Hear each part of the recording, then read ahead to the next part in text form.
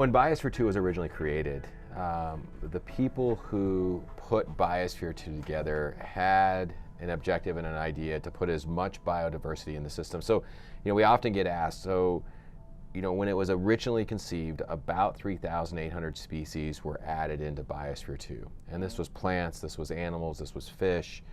And they knew almost immediately that there was going to be species loss. So we'll use, for example, the rainforest. So in the rainforest system, they packed in, over 400 different types of plants. And in that system, they packed in some species that require very narrow or very specific temperature and humidity conditions. So things like orchids and bromeliads, they did not survive because when they first started running Biosphere 2, they weren't very good at it. They didn't know how to maintain the conditions really well. Additionally, what happened is that they had put in a huge diversity of insects. Now, there were a number of different types of insects, winged insects, there were some butterflies, some moths, but by mistake, there was an ant that actually got inside the Biosphere 2. So the common name is crazy ant, and this ant commonly occurs in a large number of greenhouses worldwide. Now, they're not sure where they really evolved, whether it was Africa or India, but nonetheless, this ant occurs in virtually every greenhouse. And what they did inside Biosphere 2 is they became the dominant predator. They outcompeted virtually all of the other insects. So they eliminated almost all of the insect diversity that was introduced. Now, surprise, surprise, some of the things that did survive. So things like aphids, mealybugs, and scale, all those things, any of us who garden know that we don't like to have those things in our garden. Those survived because the ants actually protected them and farmed them. So the ants will move, for example, an aphid from one leaf to another, or a scale, or a mealybug, because what it is that ant likes to eat the honeydew that these pest insects produce. And so in return, they give them protection. Now, they really don't need protection inside, but nonetheless, essentially they're farmers. Now, another species that survived were the roaches. So they actually intentionally introduced cockroaches inside Biosphere 2. They helped to break down material. Those guys survived. There were some winged termites. There was a local variety of fire ant that actually got established in the desert. And fortunately, one good thing about these ants is that at least the early accounts are is these crazy ants kept at bay those fire ants. In the ocean, we introduced a wide range and a number of different types of fish, hard corals, soft corals, sea anemones, sea squirts, a number of invertebrates. And it too, its diversity sort of stabilized, but it also lost some of the things. So some of the certain varieties of hard corals didn't make it, some of the soft corals, some of the different types of anemones. But overall, when everything sort of, if you want to say the dust settled, the systems were still really diverse. And that was their goal and their objective right from the beginning. Put all of this in, we pack as much as we can in, we know that we're going to have species loss, and the hope will be is that when everything stabilizes, you still have a diverse system. That's what we have today. And so there isn't any plants in there that I would say have run their usefulness, for example. I will say there's some that we probably wish they wouldn't have put in, though. So there's a vine, and I'm going to go back to the rainforest. There's two vines in the rainforest, morning glory and cissus vine.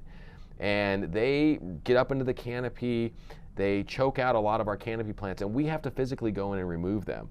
So it's a constant effort for us to do that. And it would have been nice if they wouldn't have introduced these two vines, because it's laborious to keep them in check.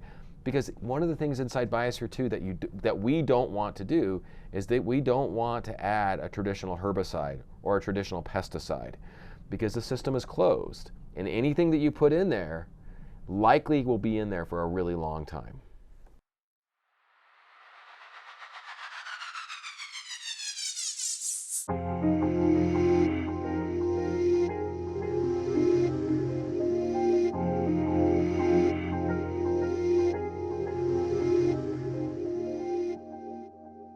Did Biosphere 2 ever find an ecological balance? And the answer is yes.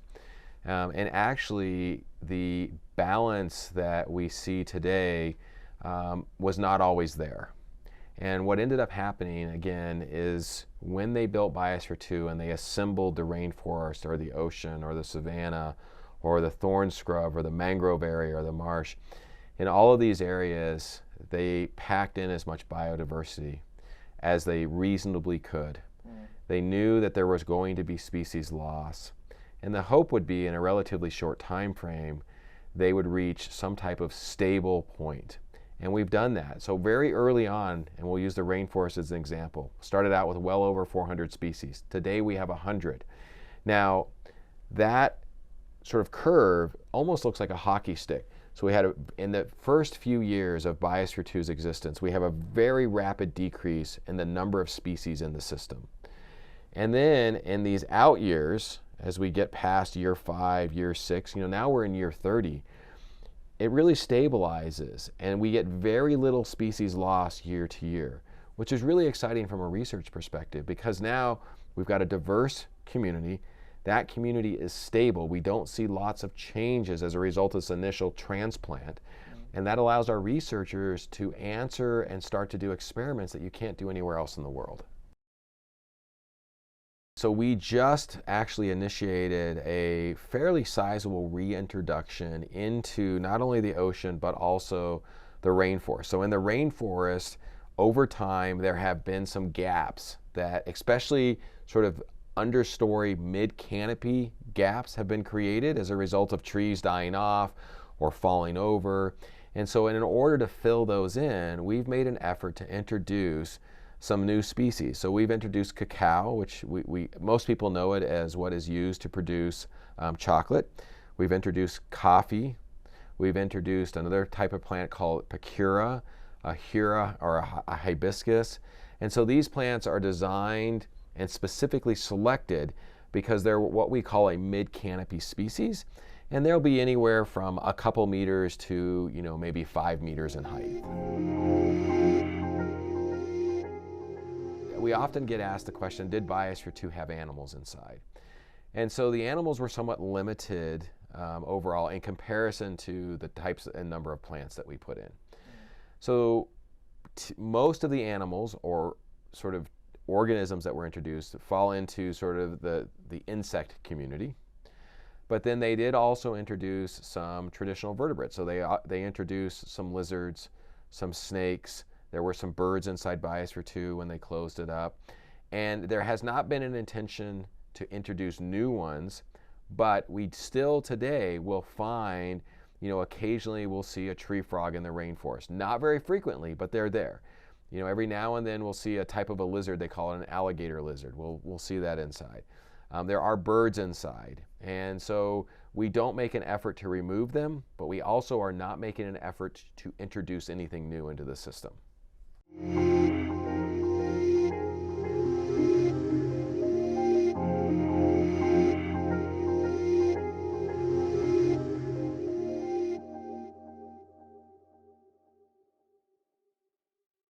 Biosphere 2 offers some really unique research opportunities or conditions because you can do things in here that you can't do anywhere else in the world. And so, if we look at it, everybody has had the dream of could we put a dome over a tropical forest in the Amazon basin or in the Congo or other parts of the world, basically encapsulate an ecosystem and then study that ecosystem under very controlled conditions. Well, that's just not a reality, but in Biosphere 2, that is a reality. So what we can do here is we've got an established, for example, rainforest system. That rainforest system we know is stable because we don't see species fluctuations in these out years.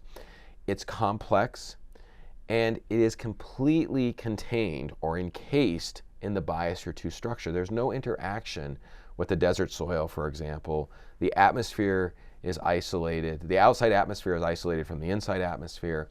And now what I can do in there is I can specifically say, I want the high temperature to be X today. Or I want to discontinue rain in that system for a certain number of days. Or I want to change the atmospheric gas concentration and look at how that system responds.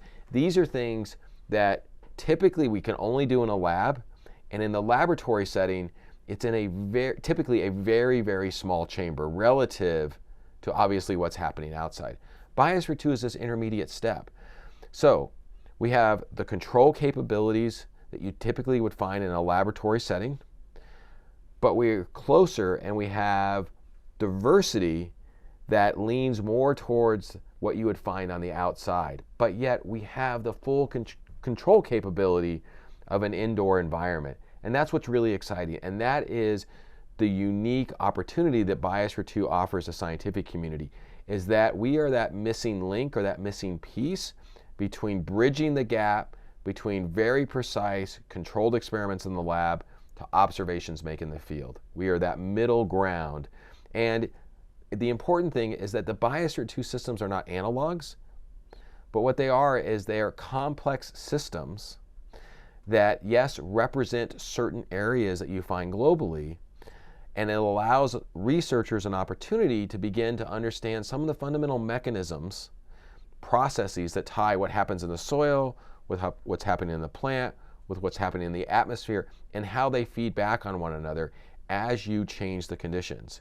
You know, we can create conditions as we predict they're going to be 5 years, 10 years, 20 years from now, and look at how that system responds. The hope is by doing such experiments, we gain further insight as to what we can anticipate 20 years from now, for example.